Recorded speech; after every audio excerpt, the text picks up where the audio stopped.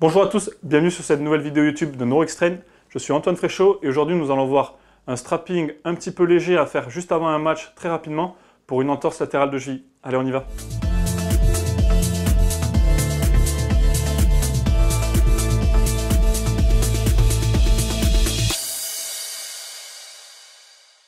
On se retrouve pour le strapping de la cheville, donc dans le cadre d'une entorse de cheville légère où le joueur aura pu reprendre très rapidement. Voilà, on n'a pas besoin de faire un strapping très résistant. Ou alors, justement, dans le cadre d'une entorse qui aurait été assez grave, donc avec des strappings résistants au début. Et là, on arrive sur la fin avec ce type de strapping. Donc, on sera avec Thibaut en tant que patient qui sera allongé sur la table sur le dos, avec le pied qui dépasse de la table pour pouvoir nous permettre de réaliser le strap facilement. Et du coup, pour le réaliser, on a besoin de light plast, ça s'appelle. C'est comme de l'élastoplast, mais beaucoup plus léger, plus facile à mettre. Et également un petit peu de strapal pour quand même réaliser quelques renforts et stabiliser la cheville. On va donc réaliser ce strap avec le pied de notre patient légèrement décalé par rapport à la table pour nous laisser l'espace. Je pars au niveau du péroné, donc au niveau latéral du pied. Je passe en interne, dessous le pied. J'exerce ma force de traction au niveau du 5e métatarse. Je colle juste ici. Je repasse au même niveau. Sauf qu'au lieu de passer au niveau du 5e métatarse, je passe au niveau du calcanéum en latéral. Je refais un tour au niveau de ma cheville. Et ensuite, je vais vouloir passer au niveau du calcanéum en interne. C'est la même bande, mais dans l'autre sens. Hop là, je mets une tension au niveau du calcanéum.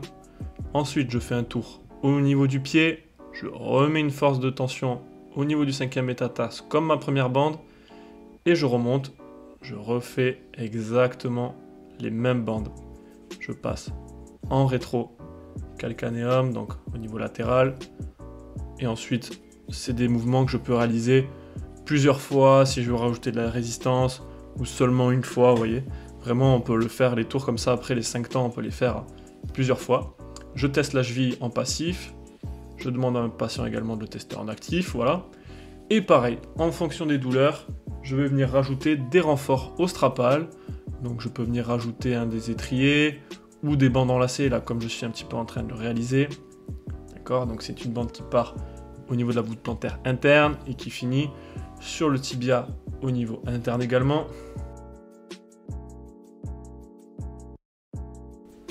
Alors on fait très attention, comme je le montre là au niveau du 5e métatarse, de ne pas bloquer les zones nerveuses et vasculaires. Ça peut être vraiment très désagréable. Et je réalise la même chose. Je pars au niveau de mon 5e méta, juste en dessous du pied, et je finis sur le péroné. Donc ça m'empêche le mouvement lésionnel très souvent, donc d'inversion du pied. Je peux faire la même chose de l'autre côté, surtout sur les entorses dites des entorses d'éversion, qui touchent le ligament deltoïde, donc le ligament médial de la cheville. Ensuite, s'il y a une atteinte de la syndesmose, je demande une flexion plantaire du pied et je fais une circulaire au niveau de la cheville haute, donc entre le péroné et le tibia. Et ensuite, je referme tout mon strap, toute ma chaussette, pour éviter qu'elle glisse avec la transpiration. Donc je referme en haut et je referme en bas. Attention à ne pas toucher au niveau des orteils, pareil, c'est très désagréable. Voilà, après au niveau des renforts, n'hésitez pas à aller voir notre vidéo complète sur la cheville, sur le strap préventif. Et ensuite, je le mets en charge, je vois s'il n'y a pas de problème vasculaire, s'il n'y a pas le pied froid ou lui qui sent des fourmillements. Forcément, ça va se desserrer petit à petit, qu'il n'ait pas d'inquiétude là-dessus. Merci à tous d'avoir regardé cette vidéo YouTube. Je vous rappelle que le strap n'est pas un traitement en soi.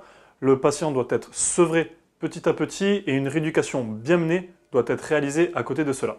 N'hésite pas à mettre un like et également à poser des questions en commentaire si tu en as.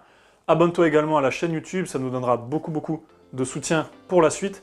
Également, tu peux t'abonner sur nos réseaux sociaux, Facebook, Instagram et LinkedIn, et aller voir sur notre site web pour consulter nos articles www.neuroxtrain.com.